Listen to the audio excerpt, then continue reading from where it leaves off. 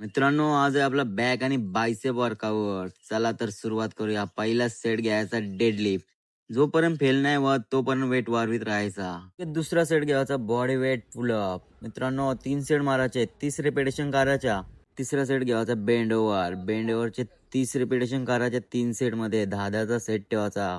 पुढचा सेट घ्यायचा wide grip leg पुल down. याचे 3 सेट मारायचे एकदम कंट्रोल फॉर्म आणि प्रॉपर. पुढचा सेट घ्यायचा क्लोज ग्रिप. क्लोज ग्रिपचे पण 3 सेट मारायचे मित्रांनो. दे दणादण वर करायचा फक्त. लगेच पुढचा सेट घ्यायचा टी बार रो. बॅकचे जास्त लोअर बॅक प्रेशर येतंय.